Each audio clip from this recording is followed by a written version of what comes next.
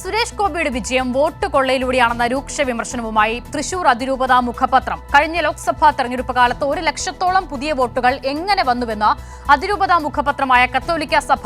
തൃശൂരിന് പുറത്തുള്ള ആളുകളെ വോട്ടർ പട്ടികയിൽ കുത്തിത്തിരികെയാണ് സുരേഷ് ഗോപി വിജയിച്ചതെന്നും കത്തോലിക്ക സഭയിലെ ലേഖനം വിമർശനം ഉന്നയിക്കുകയാണ്. അമൽനാഥ് പാടിച്ചാൽ തയ്യാറാക്കിയ റിപ്പോർട്ട് കാണാം.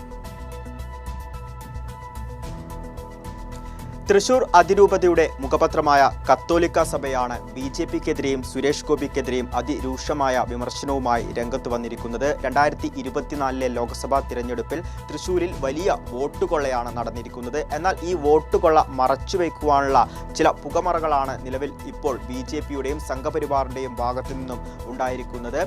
ക്രിസ്ത്യൻ പള്ളികളിലേക്കും ഒപ്പം തന്നെ കരുവന്നൂർ തട്ടിപ്പിലെ ഇരകളുടെ വീടുകളിലേക്കും സംഘപരിവാർ സുരേഷ് ഗോപിയെ എത്തിക്കുകയും ഈ ഒരു സാഹചര്യത്തിൽ വലിയ രീതിയിലുള്ള ക്രിസ്ത്യൻ വോട്ടുകൾ BJPക്ക് അനുകൂലമായി ചെയ്യപ്പെട്ടു എന്ന രീതിയിലുള്ള ഒരു പ്രചരണമാണ് BJPയുടെ ഭാഗത്തു നിന്നും ഉണ്ടായിരിക്കുന്നത്. 74,686 വോട്ടിന്റെ ഭൂരിപക്ഷത്തിലാണ് സുരേഷ് ഗോപി തൃശ്ശൂരിൽ നിന്നും വിജയിച്ച് കയറിയിട്ടുണ്ടായിരുന്നത്. അന്ന് ഏകദേശം 1.5 ലക്ഷത്തോളം പുതിയ വോട്ടുകൾ കൂട്ടിച്ചേർക്കപ്പെടുകയും ചെയ്തിട്ടുണ്ട്. ഒപ്പം ഇത്തരത്തിൽ ഈ ഒരു വലിയ നമ്പർ, അതായത് 1.5 ലക്ഷത്തിന് മുകളിൽ പുതിയ വോട്ടുകൾ എങ്ങനെയാണ് കൂട്ടിച്ചേർക്കപ്പെട്ടത് എന്ന ഒരു ചോദ്യം കൂടി ഈ ലേഖനം മുന്നോട്ട് വെക്കുന്നുണ്ട്. അതോടൊപ്പം തന്നെ വലിയ രീതിയിലുള്ള ആക്രമണങ്ങളാണ് നിലവിലിപ്പോൾ ഇന്ത്യയിലൊട്ടാകെ ക്രൈസ്തവർക്ക് നേരെ നടന്നുകൊണ്ടിരിക്കുന്നത്. കന്യാസ്ത്രീകൾക്കെതിരെയും പുരോഹിതർക്കെതിരെയും വലിയ രീതിയിലുള്ള ആക്രമണങ്ങൾ നടന്നുകൊണ്ടിരിക്കുന്ന ഒരു സാഹചര്യമാണ്.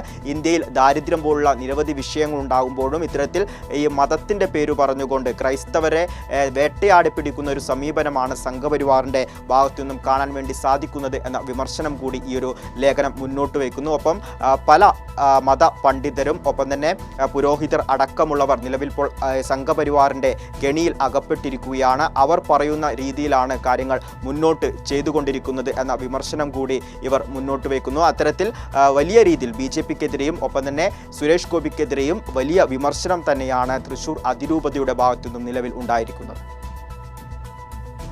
ശരി, അമൽനാഥ് പാടിച്ചാലാണ് വിവരങ്ങൾ നൽകിയത്.